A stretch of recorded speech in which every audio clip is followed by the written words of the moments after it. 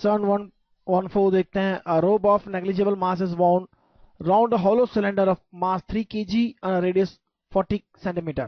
What is the angular acceleration of the cylinder if the rope is pulled with a force of 30 Newton? What is the linear acceleration of the rope? Assume that there is no slipping. यहां हम यह assume करते हैं कि cylinder अपने axis पर fixed है, नहीं तो सिलेंडर का लीनियर एक्सेलरेशन भी होगा। मैं आपको फिर से बता दूं, अगर एक्सेलरेशन इस तरह से देखें आप, सिलेंडर यहां पर है, हॉलो सिलेंडर है और रोप इस तरह से बाउंड किया हुआ है, इस पर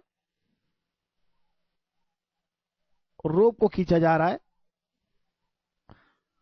सिलेंडर का एक्सिस यहां पर फिक्स्ड है, नहीं तो सिलेंडर भी मूव करेगा और उसका लीनियर एक्सेलरेशन भी होगा और एंगुलर एक्सेलरेशन भी होगा। हम इसे फिक्स लेके चल रहे हैं। यहां पर क्वेश्चन इतना क्लियर नहीं है, फिर भी मुझे मालूम है कि यह फिक्स एक्सिस लेकर ही किया गया है, क्योंकि विदाउट फिक्स एक्सिस अगर सिंपल है तो यह सेंटर के अबाउट रोटेट करेगा और यह अच्छी खासी डिफिकल्ट प्रॉब्लम हो जाती है कई बार।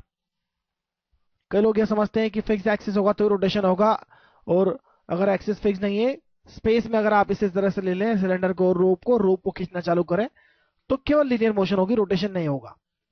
तो ऐसा नहीं है, रोटेशन होगा, डेफिनेटली होगा। यहां पर हम टॉर्क कैलकुलेट कर सकते हैं। टॉर्क क्या होगा? टॉर्क होगा force into perpendicular distance.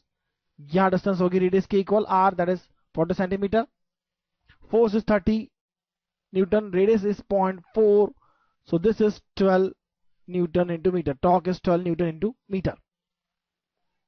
Alpha angular acceleration की बात करें, torque upon moment of inertia होता है। टॉर्क है 12 और होलो सिलेंडर के केस में मोमेंट ऑफ इनर्शिया हो जाएगा एम आर स्क्वायर।